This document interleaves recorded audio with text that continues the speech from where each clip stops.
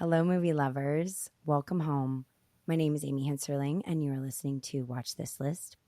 Today is a very special episode of Amy's Progress, wherein Mitch Kepps and I are going to be merging Evil Does Not Exist from 2023 by director Hamaguchi and John Michael McDonough's Calvary from 2014. This is a sort of Evil Does Not Exist merged with Evil Does Exist experiment. And it's a bit philosophical. Mitch and I are very heady people, and so it's gonna be an interesting thing for this not to just last a million hours. Yeah, we can do it. So, Mitch, I want you to tell everyone how this came about and how we ended up choosing the two together. Okay, yeah, I'll try. So I had watched and written something about Evil Does Not Exist, and you said there is a lot there. We got to talk about this, and then you had the notion of pairing it with something in which it was obvious that evil did exist, where it was more black and white. And so I know you were thinking about Seven. I know you're talking about the Virgin Spring, different things. And so I was a little surprised when you brought up Calvary. Not as surprised after I watched it, but still very much feeling that this was kind of an inspired pairing that I never would have put together. And inspired because what parallels did you see once we had watched them both? I know I found some, but they may be different than the ones you found. Well, what I was surprised by, look, there's a lot of small parallels. You know, your mind is trained to look for them. But what I was surprised by is that they weren't exactly opposites. Like the same ultimate conclusion was coming out of both of them, despite how different they were in their approach to that truth. And so the paradigm that came to me is you've got evil does not exist versus evil might as well not exist, because of how invaluable, I struggle with that word, but The invaluability. Yes. Right. Okay, you're saying it right. Thank you. Yeah. Because of how that evil is, both, narrative structures, both, worldviews that are on presentation, they both lead to that same conclusion of what Ecclesiastes calls vanity or meaninglessness or hebel. So that was surprising and kind of neat. Well, and it just occurred to me just now that like the one way that they're really different is that is the contrast of the communities. So they're both in like small communities, but the people around Father James and Calvary are pretty rotten, and then the people around Takumi are fairly decent human beings. So maybe they're both different. Maybe they're dealing with different kinds of evil. Actually, how would you qualify that? So, I mean, look, in both of them, there's a great kind of unspeakable tragedy. It's true that Calvary kind of parades out, personifications of the works of the flesh, as Scripture would call them, maybe, one by one, and that's hard to take. Whereas with Evil Does Not Exist, I mean, there is no title that has given me more grief. Yeah. Maybe ever, because the whole time I'm like, okay, what are they saying here? And there's not like a lot of evil going on. Like it's certainly not being paraded out. There is a wickedness to the outcomes that are there, but it takes it as it comes. Calvary has something to say about it. It names them. It names these things. It says these are wrong. It says why. Evil does not exist. It receives them and reacts to them. Right. But I mean, don't you think it kind of makes sense that like a movie called Evil Does Not Exist would not portray evil well? I mean, it makes sense that it's like very vague and ambiguous, and it's kind of like has like stillness and slowness and a lot of nature. There's conversations because Hamaguchi is like obsessed with people having very intimate conversations. Kind of like it reminded me of Sex, Lies, and Videotape or Soderbergh in that way, where it's just like the car scene between the executives, where it gets very personal really fast. But yeah, like you're saying, there's not really a portrayal per se of wrongness, but that's kind of what the thesis statement in the title is. Yeah, and I don't, there's no way if somebody says, there's no way somebody wants to say that. There's immediately, if somebody says that to you, evil does not exist, you're like, what about this? What about this? What about this? In the movie, it's like, look, you're going through things. Look, terrible things can happen, but I'm going to say evil does not exist. Why? Because it's just something that happens. And in Calvary, you have a woman whose husband is unexpectedly killed, and she says, this isn't unfair. This is just what happened. But even she has a perspective on evil. So why doesn't this movie? Where's it hiding? Right. And then what is it naming the actual evil event? Like, what is it naming the murder? Yeah. So how do you reconcile it? I think that's why the ending is so frustrating for most people, is you're saying evil does not exist, and then a terrible act is committed. So what do you do then? Mm-hmm. Like, what are we calling that? Yeah. And it's possible to say that maybe it's another way of saying that God does not exist. There's no person responsible for this. It's just something that happens. And, you have the dialogue in the movie about how a mother deer will react if something's approaching it. If there's a murder, if there's a death, it's just something that happens. You have to have a personality for evil to be you have to have a moral agent for evil to exist. And it's going on to say that humans aren't moral agents. That would be a big statement. But and you're really bringing me back to Magnolia right now. It's not, surely this is not something that this can't be something this that just can't happened. be. Please no, not that. Please no. Because I mean, that's because we're getting into the like realm of coincidence, right? And random action that is not reflective of some deeper meaning. Mm-hmm. And I don't think that life works that way at all. There's so much proof of a sort of orchestration. So, and I think even in Evil Does Not Exist, it has that sense, because we have a grieving father who can't connect. I mean, he kind of connects to his daughter, but he's extremely isolated. He is like the deer, where he's trying to protect his own environment and what is, and then these people are coming in, and then he gets rid of them, and it's sort of, it seems like it doesn't follow, but I think it actually may be more narrative than we think deep down. Yeah, it may be. I like, if you think of him as a deer, the whole movie, then you see him kind of nuzzle up to these, invading entities and kind of test them and see if they're really a threat, or see if he could be friendly with them like an animal might do, or a pet. But then you see him, of course, when his young is threatened, he reacts. I don't know if it's like even that evident. I think there's a certain extent to which we map it on him that he's grieving for his wife. I mean, of course he is, because he's a human, right? But how could he be? Because evil does not exist. He's got like a picture of her. He wants to remember her, and he's raising the child by himself, and he's quiet. Maybe he's grieving, but it's not obvious. Yeah. Well, and what's the whole nature thing too? I mean, that's kind of what we were saying, where it was like the indifference and of the harshness of reality. Like animals just die, and the young dies, mother just dies. And so, like you're trying to say, there's just you're ascribing value to inevitable events. Again, like Magnolia, it's like, but we have like a need to do that, though. We have a need to ascribe meaning to chaos.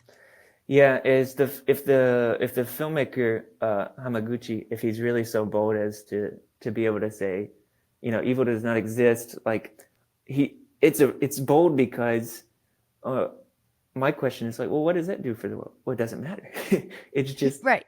I'm producing this piece of art as like some kind of animal instinct functionality. That's what it's pretty hard to square with. But if you look over to Calvary, and they're saying, oh, there is a personality. He's responsible for more personalities in his image, and expects them to behave a certain way. And then the question becomes, well, why are you acting this way, and why did this happen, and how could this be?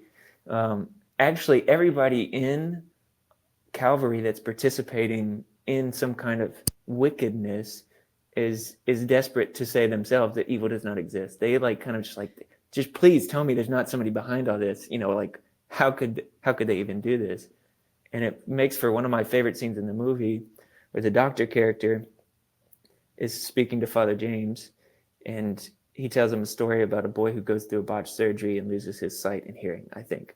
And the father is upset. It's an upsetting story. He says, "Why would you tell me this?" The guy just says, "No reason." And that, man, when I heard that, I thought, this feels thematic to the whole movie. Like, are you... everybody like wants to say there's no... Yeah. I mean, I'm fresh off Nolan, but I mean, it's almost like just chaos for chaos' sake, just because I just am bored and like I want to tell you. I also think, though, that Calvary is taking the evil part of it almost further by saying, if a person has been sexually abused by a priest, is it actually wrong to kill one? It's not just saying that like somebody's got to pay. Well, yeah. But then also like trying to make an unjust action just by like on the basis of its intention. Mm-hmm. So, well, both times that there's an exchange in both, right? I mean, if the daughter, I don't know if we've given a spoiler alert, but spoiler alert. If the daughter has to die, something has to be exchanged for her. Obviously, the guy that was killed in the wake of that wasn't in any way responsible that I can see. But it's that instinct that there's a debt. Someone who pays. Right. Yeah. And Father James was also that. Yeah. And I mean, the Christ imagery is scene 1 in Calvary. Says, it means nothing if a guilty priest dies. Something about an innocent priest dying, which seems to be like a narrative that reality rarely fits into somehow. Well, it's what you read at the beginning, right, from Luke about mm-hmm. that there was nothing amiss in this person. Mm-hmm. That maybe, I don't know, maybe that is sort of the crux of redemption anyway. It's just that the person has to be blameless. The lamb has to be blameless. It's the whole thing about Abraham and Isaac, right? There's some component here of innocence being slain, because the little girl was too. Yeah, but I mean, I don't know how that makes sense. Like, I really don't. Like, if I think about the Christ story, which is everything to me, I don't really know how that makes sense. Like, why it takes the innocent. You have this notion. I wanted to write about a little bit when I watched Evil Does Not Exist, but I still don't know why. That for the world to even be created, a spotless lamb had to be slain. Like, mm-hmm. in order for there to be anything other than perfection, there has to be the death of perfection. So maybe that's it. Maybe that's what it's mapping down from. It's almost that idea of like suffering and being reborn versus just, like having to, I don't know. It's such a difficult thing, like philosophically, because on the one hand you have the innocent faultlessness that has to be destroyed for something new or as a means of reconciliation, but then you also have this idea of like suffering being sort of like, for us, putting you through the fire so that it produces certain characteristics, endurance, and all of those things. So there's a purification thing, but then there's also the initial purity part. Yeah, and what you said is this difficult thing to philosophize. So what we're doing right now is evaluating evil, essentially. We're saying, right, okay, we can find kind of a reason down the line for this to be, because maybe you and I, presuppose, let's say, that we are living in the best of all possible realities. if there's a sovereign God, he's put us in the best of all possible realities. Now, why could they have this? And then we try to run the math. We do the algebraic expression, and we say, oh, this, suffering produces this joy in the end somehow down the way. If this hadn't happened, then, well, I wouldn't have had my kid or something. And we do that. Right. If you really chase that, it's not going to work. Like, it's going to fray out at the end. Like, every single time. There is no apology for evil. It's just, and I can see somewhat the allure in saying this doesn't exist. But that's the message of Ecclesiastes, it seems to me, is that any intellectual road you go down far enough loses its paving and is just wilderness. And then but you're still alive, and you can't just say, well, everything's meaningless. And I mean, you still have to behave, and that's another problem. Okay, but you just raised a good point that I remembered, which is you phrased this in a certain way in the review, but the whole idea of like that, could evil have any redemptive purpose? Like, could evil be part of the equation in any way that would actually help to aid goodness? I like that whole concept of, you're right. Like, it has to be. It would have to be, but then at the same time, how could it seems like, well, I mean, it has to be that if God is all goodness and that he is holy and that he is incapable of sin and that he hates sin, in fact, that he would not require sin to be involved to teach us anything ever.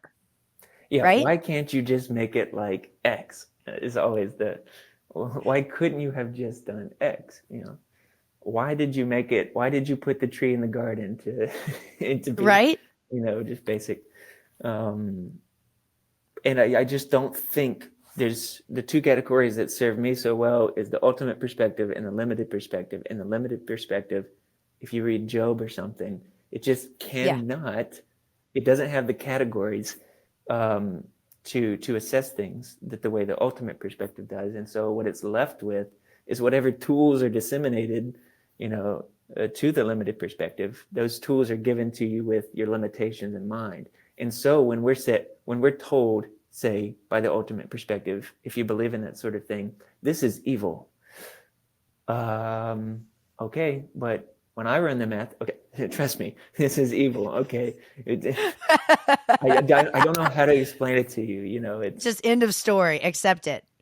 Yeah, I guess if you have kids, it's like a skeleton key for that sort of thing. And I know maybe that's a tired analogy, but I mean, just a baby, an infant, just cannot possibly understand. Like if you're doing something painful for them, they have no category. I don't know. I don't know. But the whole idea of like the end justifies the means portion is really kind of, because C.S. Lewis talks about this in The Problem of Pain and how like, why put the tree in the garden? But of course, like then we get into like the necessity for free will existing to so the beginning experience justifies the means. Actual love, right. And then also the sort of inevitability of the fact that we would rebel eventually. There's this idea of like, really the only way that we would not choose is if the choice were gone. We are as such to ruin our own salvation if that were an option. Yeah, but I guess there's a certain way you can play the game where you say, well, the choice is gone if an all-knowing God began something with the knowledge that it would end a certain way, then it just always comes to ribbons. Okay, but I still think there's like, so the interesting thing about Calvary is that actually Father James does not ask anything that we're asking, right? He does not really reflect on, he doesn't. He does the work. He's told that like he's going to die in 7 days, I believe, like on a Sunday.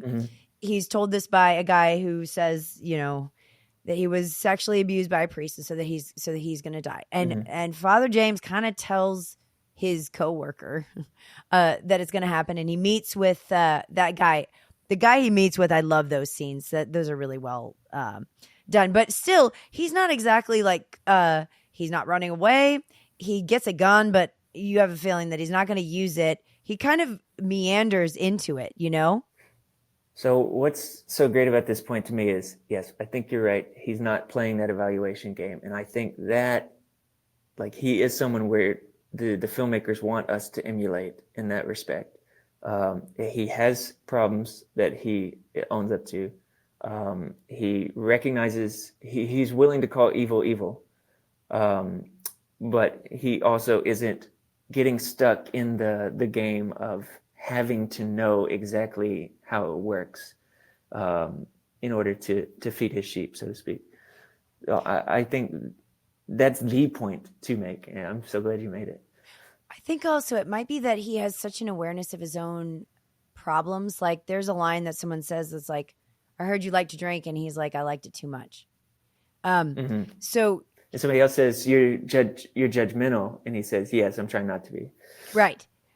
So it could also be such an acute awareness of his own failings that he has sort of no interest in judging someone else's motivations because he knows how screwed up he is. And he's kind of faced with like brazenly articulate people talking about horrible things over and over. And he's kind of like, shocked, but then also he does keep correcting crazy people. Like he literally meets with a cannibal who's in jail and he still is trying to get him to see the light, even though for someone else that would be a hopeless case. He does have some responses that caused me to bristle. What I think he doesn't correct people that often. A lot of times they'll come to him and they'll confess something horrendous, and he'll just receive it. And at first I was thinking, this is not good, until he responded to the wealthy gentleman at the very end and said, hey, I'm going to come to your house. We're going to figure this out. But a few times before he says, I don't think you have any contrition whatsoever. When you do, I'm happy to talk with you and I'm happy to help with you. So I think he has a great discernment, a great radar for when someone is actually contrite. And that's when he engages them at the level of compassion. Other times people, to use a very crass example, the young boy comes to him and says, I can't get a girlfriend. Nobody wants to be with me. And he's like, have you tried pornography? And I was like, what is this priest saying this for? And later I was like, I think he would have responded completely differently if he had any sense that this kid understood where he was and understood some kind of maybe guilt's not the right word, but some kind of contrition. Had that been there, he would have responded much differently. And I think you see that later on with different people. It also may be that because he's not been a priest in the sort of typical sense of being celibate. I mean, he has a daughter, mm-hmm. He was married, he came to the priesthood later, mm-hmm. That he has somewhat secular solutions sometimes. I thought about that too. I actually don't. I think he does have a pragmatism to him that he loves these people.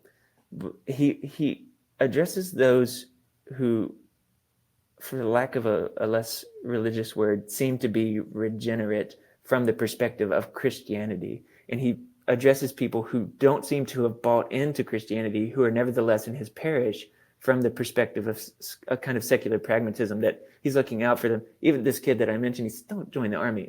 Come on, don't do this. Don't kill yourself, please. Yeah, exactly. There's things that you can do. And so in that way, there's a kind of beauty to his approach.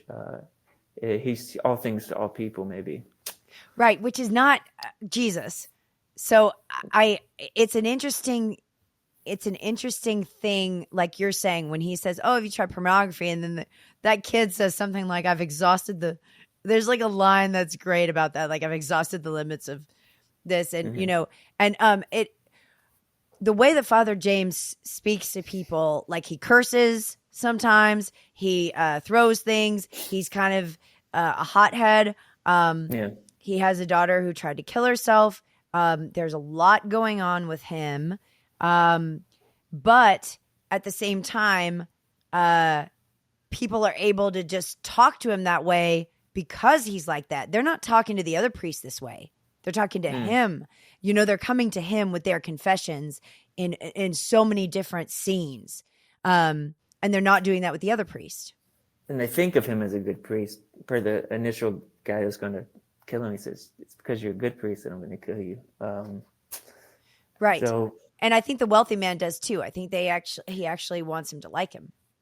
it's like the strangest father story ever. Like he has Yeah. like there's a very paternal thread to this where like they're angry at him half the time, but they still come to him, or they still want him to come to them, even when they're reacting completely negatively to him. Right. And it's almost like they just like want him to know.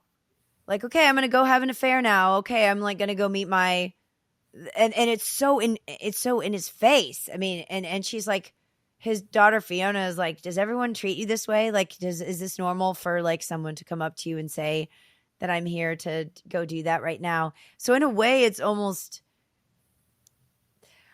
like better than the evil does not exist, where it's just repressed, but it's almost coming around to the other side where it's unhealthy. It's an unhealthy amount of confession because there is no repentance. Yeah. So But what function does that serve? sometimes there is. He is playing the long game, which is the only game to play in love with these people. And so, like the wealthy guy who does everything he can to provoke him, it eventually comes back to him with true contrition and wants to get better. So there's a long game, and with evil does not exist, there's no bone really thrown to you. I won't say that Calvary presents a solution, but it presents like the way to exist, which is existing in a spirit of forgiveness, and that's his kind of coda that he leaves his daughter with, and that the movie kind of closes with in the prison visitation. That is not a solution. Like you even when you get that forgiveness thing and that self-sacrifice thing, you just get that beautiful montage of beautiful is the wrong word for it, of everybody who's still like in the depths of their Right. sin and their sorrow. Right. So what does it change? But it's the only way. This is a hard teaching, but you have the words of life, so where else can we go, kind of thing. Well, and also there's the viewpoint of like, I think that what aligns with evil does not exist is what Fiona says, which is like, it's my body, I am my own person and I can do what I want. And he says, true, false. Yeah. Which is that, yes, okay, but also no man is an island, to quote Thomas Merton. I mean, we do affect one another. What we choose to do with our lives affects other people. And yes, I guess we have the right to, but evil does not exist is like, do they have the right to, come into this town and change everybody's livelihoods and not care about if 5% of the water causes whatever? So there is that question of like, where do I end and you begin? And like the justification and the rationality that we use to excuse bad behavior or excuse wrong action in the name of autonomy. Mm-hmm. And it's also the true false thing. I mean, it is speaking to the fact that everything exists pretty much paradoxically, again, from the limited perspective. There's nothing that escapes. On the other hand, it's always there. Whenever you say something, I love that line in Proverbs, something seems right until it's cross-examined. It's true every time. Like, it's like, this is obviously true. On the other hand, that other hand is always there waiting. And so it's true and it's false. And, in everything does not exist, they're talking about, what is upstream is going to flow downstream. Like, you're going to reap what you sow.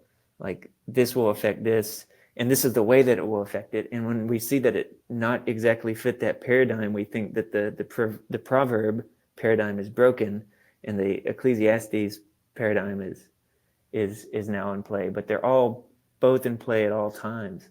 One of my favorite instances in Proverbs, which is also really ecclesiastical, once you get into the weeds of it, is when it says, don't answer the fool according to his folly, in one verse. And in the very next verse, it says, answer the fool according to his folly. If there ever any like anybody that was looking for like biblical contradictions, really they're often right beside each other. Those two verses, or Proverbs and Ecclesiastes themselves. It's just life is contradictory. That's like the first page of Stephen King's On Writing, his memoir. There's a page that says like honesty is the best policy, and then underneath it says liars prosper. So Yeah. it's it's kind of that. I've always remembered that he put those two on his like quote page, but it is, it's almost like, I mean, part of me wants to be like, you know, that like mindfulness and all of that stuff is about being at ease in the tension, right? Being at ease in the contradictory nature of these are coexisting. If we want to say like evil does not exist, maybe it coexists. But then like, are we though in the Father James way supposed to say like, no, actually this is really wrong, and like that you're telling me this is really messed up, or that you're being, you know, naming things as they are, calling things as they are. Which is it? You know, because those are two very, maybe it's my mind that wants to be like, which one, Mitch? A or B, you know, door one or door two. But anyway, what do you think about that? Yeah. So that desire to do that, it's not just a desire, it's a necessity. Like we have to do that even while we're in the mystery. Yeah, we're aware that this doesn't check out, but we have to behave as though it checks out a lot of the time. And there's something that feels dishonest about that. Yes, exactly. It's like a kind of suffering that mostly I think people in leadership have to deal with. Like Father James is someone who doesn't have the luxury of saying, doesn't mean just for no reason, it doesn't mean anything. He doesn't have that luxury because he has to guide a people, guide his parish and feed his sheep. And so he has to kind of suffer in that dissonance and be the one who's willing to say A is A and B is B. But then he's also kind of, I don't know, I feel like he does leave room for things that he doesn't understand. I mean, because Father James, like his whole thesis to me is no one is a lost cause, right? And that we, there was a line that he says, like, where he's like, we shouldn't write them off, the ones who are problems to begin with, you know, that like we are all like maybe not deserving, but we all need to be found, sort of. So he has that edict, but then when he's with the cannibal guy, when he's with Dom Gleason, when he is with the wealthy guy, when he's with the writer, it seems like Father James is just so exasperated at believing that people are worthwhile. Like he seems just so, he's so tired of it. Like he's exhausted. That's a great way to put it. He's exasperated with that conviction that people are worthwhile. Yes, yes. That belief has taken such a toll on him. Yeah. Man, it's such a good, each one of those scenes in isolation are so amazing to watch. I like watching him act alongside his son. Me too, yeah. A lot. And that scene is, I didn't like, is that the one where he said, if God can't understand you, no one can? It was kind of a bum line, wasn't it? Yeah, I know. But then he says, God made me, he must understand me, which is kind of the hopeful which is a part. great line, yeah. Right, right. Oh. Did you have a favorite kind of interaction in the movie? People he was kind of visiting with? Yeah, I think I like the scenes. This is a little bit of a Game of Thrones bias. Okay. I love when he's with the surgeon guy because he's in Game of Thrones. Yeah, those scenes are great too. I mean, that's a good actor. That's a good actor, yes. But also Gillen, or I can't remember his name, but yeah, he's fantastic, and he has such a voice. His voice is so. But he is kind of I think he's the one that's like the most nihilistic and the most like he like is doing cocaine in the bathroom and is like no shame. Like Mm-hmm. Father James walks in and he's like, "Hey, Father James." So he to me is like the most lost, even though there's a cannibal in this movie. Because he's like in total denial of what kind of pain he's in. But he Mm-hmm. feels like that's like vocational, that he has to be in that level of denial because people die all the time in front of him. Mm-hmm. Mm-hmm. So that one, and then also the scene in the church with the woman that you were referencing. That was beautiful. When he did Yeah, the last rites, which I'm not familiar with that, liturgy, but the excerpt that they gave was so beautiful. yeah. And then she meets with him, and he's kind of confessing to her. Mm-hmm. Mm-hmm. She's serving as like a higher power there. Yeah, she intervenes on his behalf, kind of divinely, and Right. when he's about to skip town, uh, man, I love that he goes back. I know. I love that so much. He's like, sometimes does he say this line? Sometimes I think I can't go on, but I will go on. Now that's her. She says that to She says him. that. And then he adopts that position for himself because he's leaving.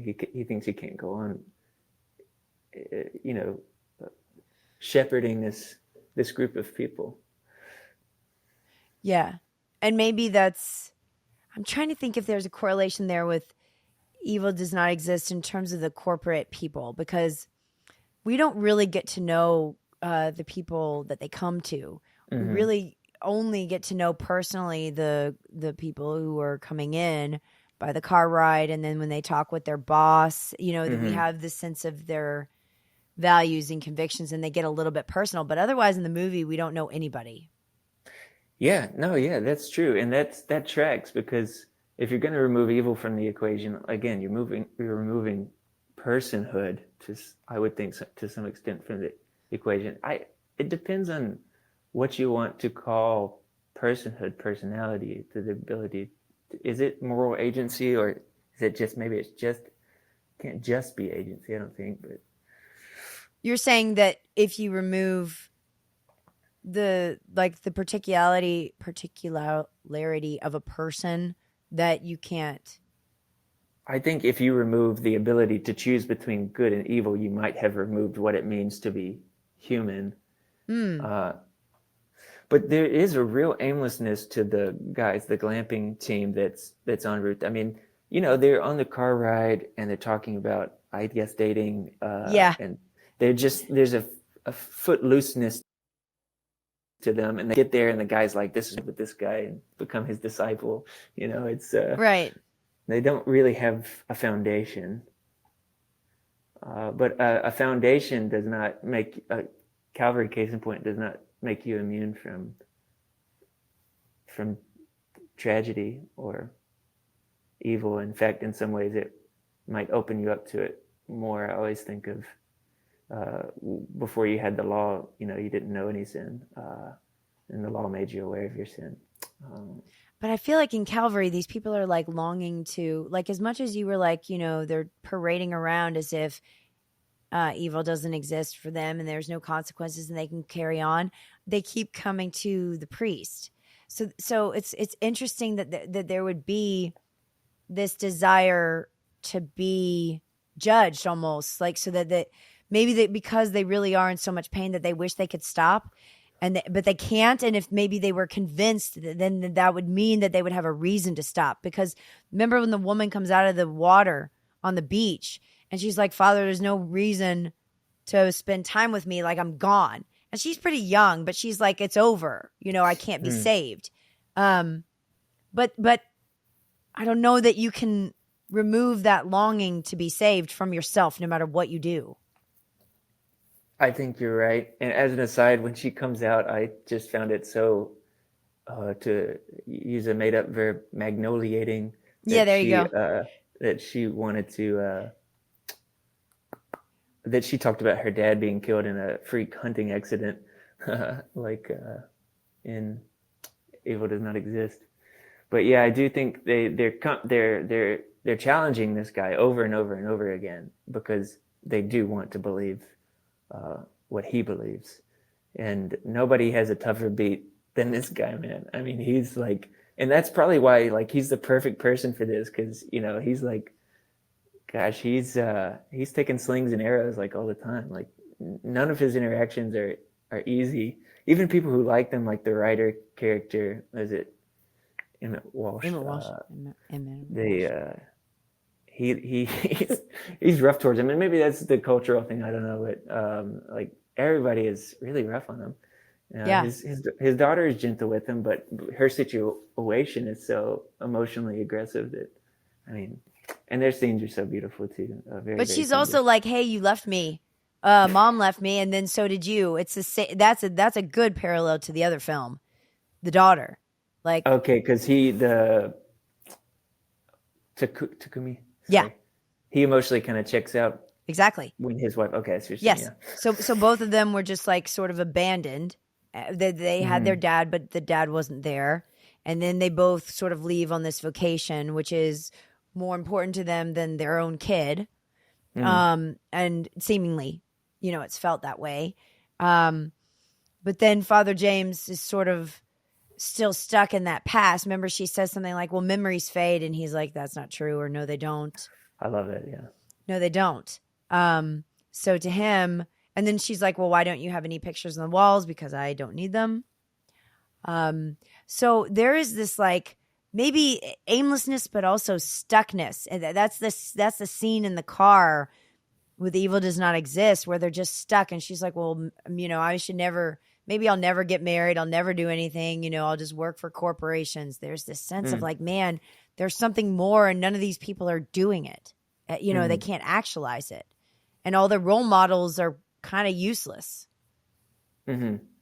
Oh yeah, and the guy feels like maybe he's found something that will give him purpose. Watching Takumi, do Chop his thing. wood. He's like, oh, yeah, if I can get back to nature, if I can get close to this thing again, maybe I'll feel fulfilled as a man or something. And so I guess one needs a vocation. I'm thinking about, where despair lies because, you've got the doctor in Calvary. He has a vocation, but he still has this despair. So vocation can't be the answer. Good point. Now I'm playing the same kind of game, probably. Yeah. And then his vocation as a priest, obviously, is not. He still has despair. Needs to be gone, Amy, is evil. Okay. What they're looking for when they come to confess to him, what they're looking for is some way for evil to be erased. And evil does not exist. That's the whole thesis is like, let's erase this. That's my title. We got to get evil out of here. It's like the driving, and that's why forgiveness lands is probably the sticking point in Calvary. It's like, whatever it is that gets rid of this evil, that is 100% what I want all the time. That's all I am consumed by. I just don't want there to be evil. But don't you think that evil does not exist is also sort of saying it in a different way, which is that like, not that we're erasing it, but that it never was there, because what we're perceiving as that is just nature. And it's just, like you said, it just is what it is. And there's no us trying to, like I said, make sense of it is folly, because it's just, that's completely not biblical. But because I'm presupposing that evil exists, I'm saying that that's their attempt to erase it. Yeah. Oh, I see what you're saying. Okay. But yeah, you're correct. Yeah. They take an entirely different approach. It's kind of a Woody Allen idea, actually. I feel like Woody Allen is oftentimes the characters are trying to figure out how to be moral, like what is goodness. Like Crimes and Misdemeanors is a perfect example of this, where Judah is questioning, if I get away with something horrible and I completely betray my own values, but nothing happens, like I'm not caught, how bad was it? This is right. How do we reckon with the conviction of wickedness in ourselves? We either change ourselves towards a moral standard, or we change the standard of what morality is. Right. But either way, we're trying to get into that place where we're not evil. Right. Right. But nobody's took as bold a swing as evil does not exist and just saying like, well, we got to get this thing completely wiped out. Or you could say in Calvary, it's like that is the Christ story: is that evil is vanquished once and for all. Of course, there's just this liminal thing that doesn't work well if you're trying to make an apologetic for Christianity. If it was vanquished, then why Why is is it it? still everywhere? Well, okay. So here's a good counter to that. So, uh, I was in a class yesterday at church, and we were Mm-hmm. talking about the readings. And Mm-hmm. one of the things that somebody was saying was like, oh, it's really hard to believe in the sovereignty of God when awful things happen to me all the time, and Mm-hmm. they happen unexpectedly, and it feels, like it came out of nowhere, and here I am, just whatever. And I said that one of my favorite things that a friend of mine says is when he wakes up in the morning, he says, life isn't fair. Thank God. Mm. So I think that we're like focused on the wrong things here, and that like to say why is, you should also say why not? Like why don't I have worse problems than I have? Do you know what I mean? Flipping it into, instead of focusing on all these things that are inconveniencing me, why aren't there more? What am I being spared from? Like, what do I actually deserve? Going down that line is just so much more productive, even like rationally to me, than otherwise. Yeah, I guess if you start with a certain presuppositions, then I mean, if you stay in that lane, but beyond that, I mean, I think you still have to wonder like, why am I going the other direction and saying, why don't more evil things happen to me? I should be thankful that not as many evil things have happened to me. No, I'm not going to do that. Why is there evil? Mitch, Does it have to be here? do you I don't actually, want it. do you think that there is a world in which that we could love one another and that not exist though? Like, how do you reconcile this with the No, I choice? think this is the best possible reality. I Okay. So just you, don't understand it. And I think okay. that we have to accept, but it's like a cop out. Can a cop out also be the truth? It's a cop out to say, oh, his ways are beyond my ways. And, I know what you're like saying. nobody, Embrace the nobody wants to hear mystery. that. Take the leap. We want to play the game, and the game, that's cheating. Okay. But There's no, yeah. if it's the truth, then that's that. And I think it is. Like, I think there's the ultimate perspective and there's a limited perspective, and we cannot digest what the ultimate perspective has. If we have this container, even if we could put everything that existed in the container, we wouldn't have the wherewithal to sort it out and implement it. Like, we just are too small. And isn't this like, it's essential though that we have this component? Otherwise, we're just like arrogant and awful people. Like humility is, I mean, what you are expressing is the impetus that would cause you to be humble, right? And humility is good. Like Yeah. this process of you going through this and then coming to this conclusion actually makes you such a better person, because it's like memoria, where you're confronted with your own smallness in the world. You're confronted with the limitations of your own understanding, and you accept it as such. Yeah, the game then becomes, when should I give up? How much should I pursue in the way of knowledge or in the way of moral comprehension? I think this serenity prayer is the best ever prayer for that. Yes. Because like I don't know exactly how to discern where my capacity ends and where my trust in you should begin.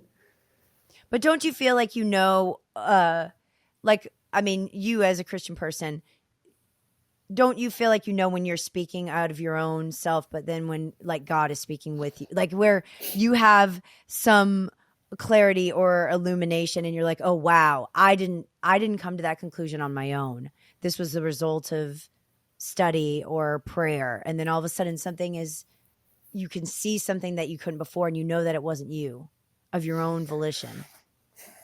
I think I very rarely have that confidence. I do think that you have to accept that you can know things. I created this category that I like to call, as far as we're concerned.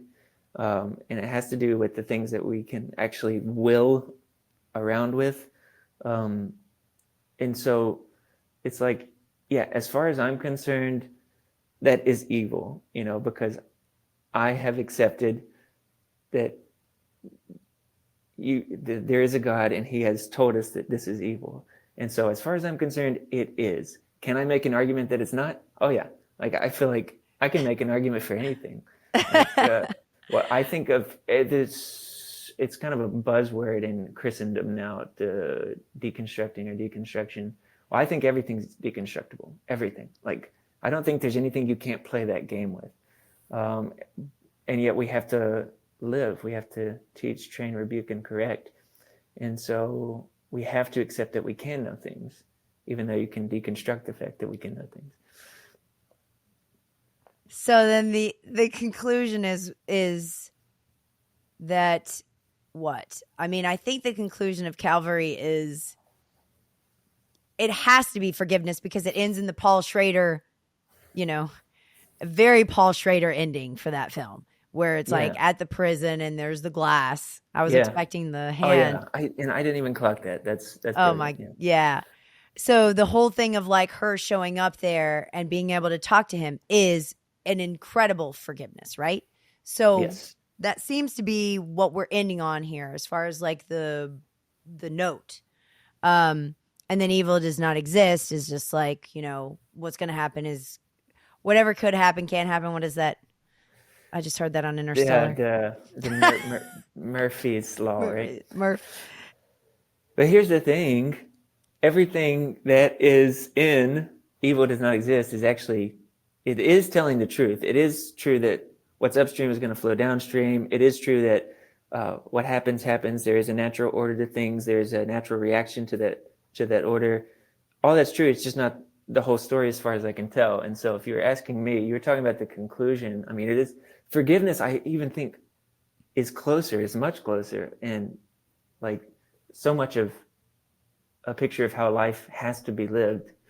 But I think it, in Ecclesiastes, it begins, everything is meaningless or vanity or hebel. And in the end, it reiterates that. It says everything is meaningless. Now, the conclusion of the matter is this. It says, fear God and keep his commandments. It's like, that's like that. Father James, he has his vocation. He knows the truth. He acknowledges God, and he keeps his commandments as best he can, failing along the way as a repenting person. He feeds his sheep, proving out that he loves the Lord. And that's the best a person can do, is acknowledge God and keep his commandments, and not having to, like you say, always be running the math. He doesn't play that game, and that's why he's able to do so much, like really difficult good. He does good. Yeah. This is also just like a very good descriptor of how recovery is, because the complex, complicated mind wants to say like, oh, it must be more difficult than this. It must be. And then they're just like, yeah, I'm telling you to do this task or do this action right now. And then if you do it, then you'll feel better. But we want to be like, no, or even say like, I can't do that, or I'm not ready to do that. And so it really is just like, do these things, keep my commandments, is like, don't question all these things to the point where you can't keep them anymore, because we could talk ourselves out of doing anything good. Right? Mm-hmm. Absolutely. Just like Matt Damon in Interstellar. I hate to bring this up, but like where it's just like he talks himself out of saving the people that are going to be extinct if they don't, you know what I mean? Because he's just like, screw those people, we're just going to start over. Thanos, Darth Vader. I mean, every villain is just kind of like, yeah, let's, there's like this disregard for human life. And I think that we can identify with those villains to a certain extent, because we can understand where they're coming from, which is frightening. Like, oh, sure. In ourselves, And much of the time, to your point, we behave as though we don't yet know something because of what it would mean for us if we knew it. Good point. Great point. Like, what are the implications of that on your behavior moving forward if you actually acknowledge that I know. I think there's a pendulum swing here, right? I think it's just from my limited vantage point, anecdotally, that the pendulum is swinging too far in the direction of overthinking. It's possible for it to swing too far in the direction of impulsively acting. But I think just in post-modernity, you're better off landing somewhere and then living accordingly than you are staying perpetually in the world of on the other hand, because you can do that forever. Yes. There's an extent to which you should do it, but at some point you have to pull the trigger. And you got to do uncomfortable things and maybe sacrifice yourself, I mean, Father James could have run away. He doesn't. And I don't know that he believes in the reason that he had to die, but he does let himself be killed. Right. Yeah. I think that's right. It's not obvious that he did the right thing going down there on the beach. And even like the scene was so messy, like the way that it played out. Like when he was asking about the dog. And then he's like, why did you cry about, which I love this concept. Like, why did you cry about the dog, but not all of these horrible things that happened to these kids? And he was in the middle of giving like a very, dissatisfying answer when he got blasted. It's just like he's just doing the best he doggone can. And that's all anybody can do. Yeah. And that's like the one of the problems that we have empathy wise. It's like you can have it for what's immediately in front of you, but having it for, it's the same thing in Evil Does Not Exist, right? That they're like, when they meet with the people, they feel like, oh my gosh, what we're doing is wrong. But the corporate guy is like, I don't care, because he's not in front of the people, right? So